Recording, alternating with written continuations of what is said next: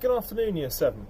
While you're attempting your projects that I've set you on Show My Homework or Satchel 1, I thought I'd just jump in here and wish you well and hope you're all doing okay, but also to give you a little lesson, a couple of minute brief overview of the Black Death to help you on your way. Now, as you can see, this is quite a timely project because this was the world's greatest pandemic, and we're learning about it during another one, but nothing near as serious as that, thankfully.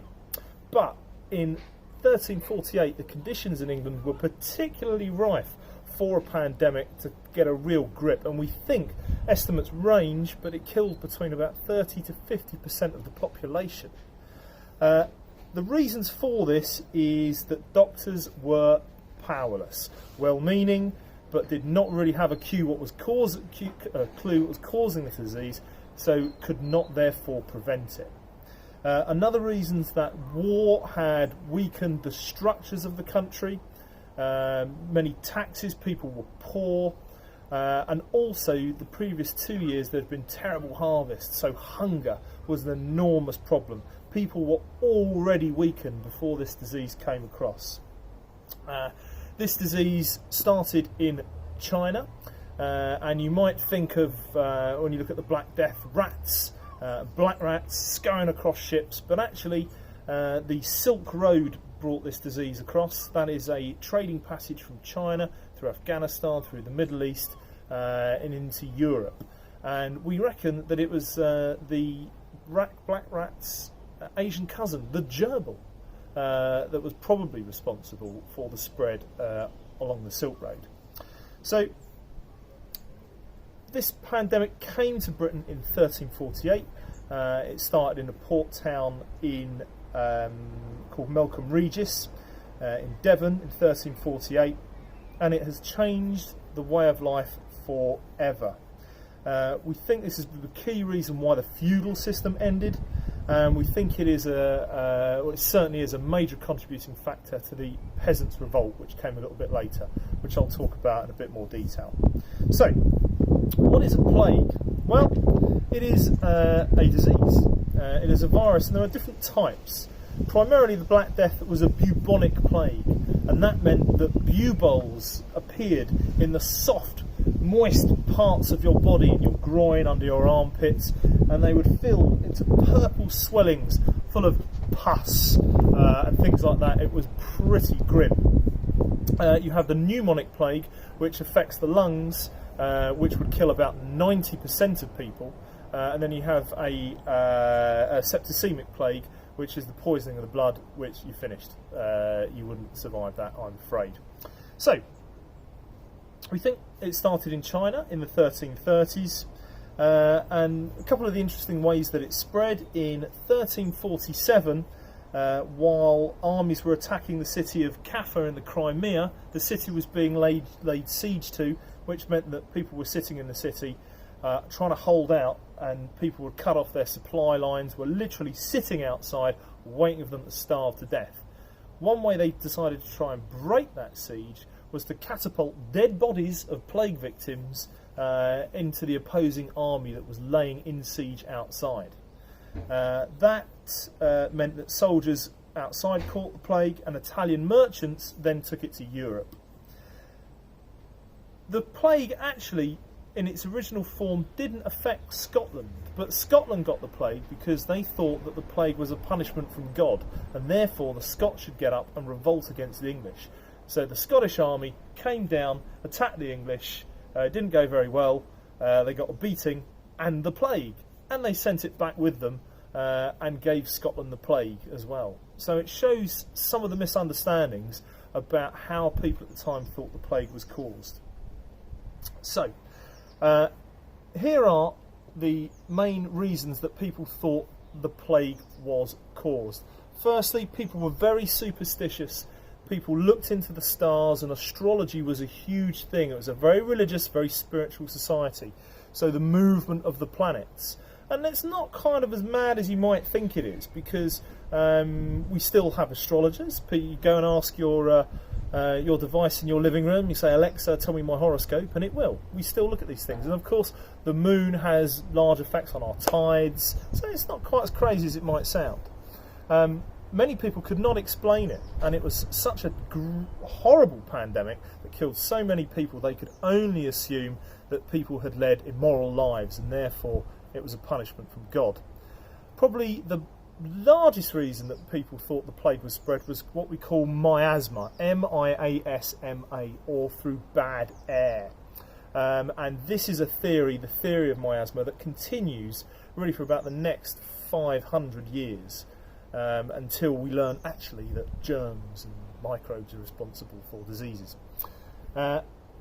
Some quite interesting ones. Enemies had poisoned the wells. Again, if you were laying siege to a town, you would poison the wells to restrict their access to fresh drinking water.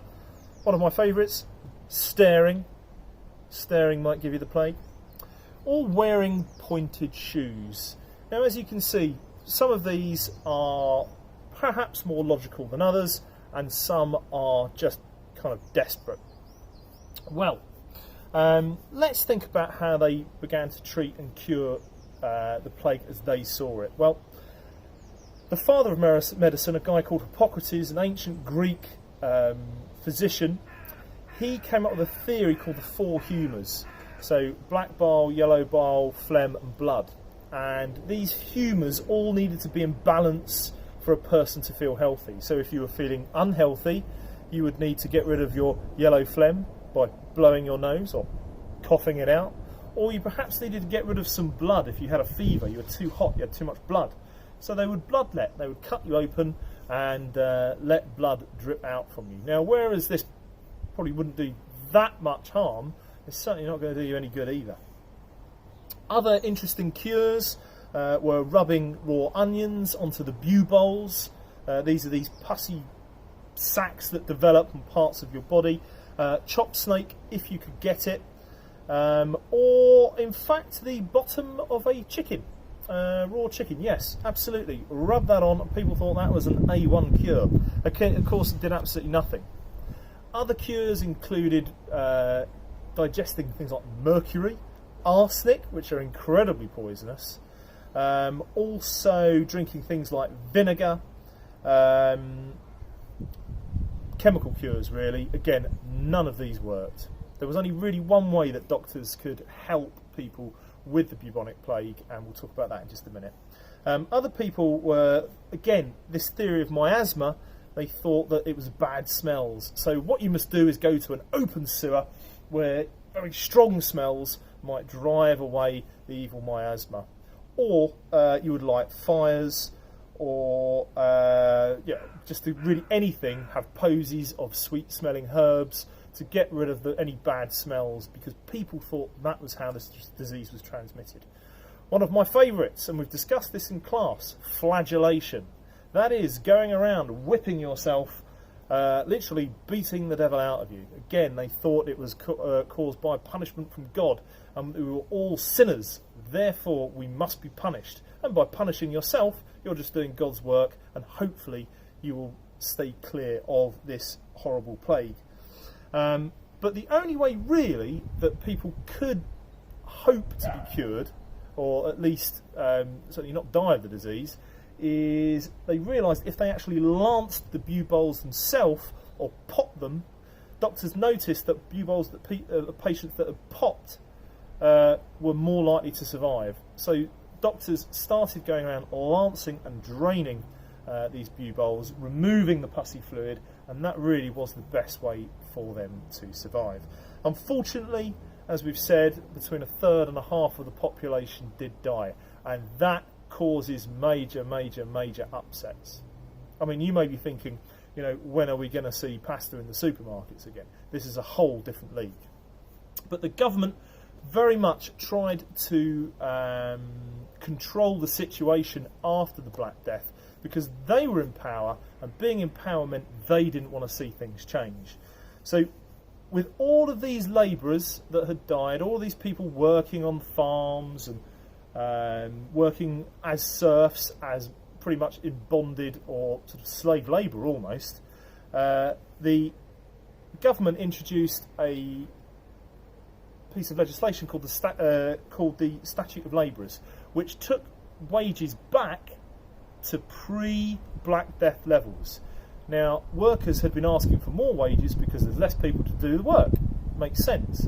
But the government then pinned it back, and that was upsetting people. What was also upsetting people were the taxes that King Richard II was imposing on people due to wars in France that weren't going particularly well. Ring a bell, King John? Yeah. So tax after tax on a population that is already being pegged back in terms of its salary, and people had had enough. This led to the Peasants' Revolt. And the Peasants' Revolt was a group of workmen that went to go see the young 14-year-old King Richard II to demand fair wages and the abolishment of serfdom, so the end of bonded slavery, really, that people should be free men. And this was a sort of huge event in English history, one that we'll hopefully do a little bit of research in when we get back into school. Another thing was people thought that God was to blame for this, so a new kind of religious movement called the Lollards came about. And that was people thinking that, you know, we've done wrong, we're not worshipping God in the right way. Let's strip everything back and create a new religion that just focuses on worshipping God. And that really laid some of the stages for what we've studied with Martin Luther, and we'll look at next year. So we can see the new world beginning to emerge from this. Okay, thank you very much. I hope that helps. I'm really looking forward to seeing your projects. If you can scan or email me your projects, amazing. If you're having real difficulty, just take a picture of what you're doing and send it to me at abull@rawnmanor.org. Thank you very much. See you soon. Bye for now. Take care. Wash your hands.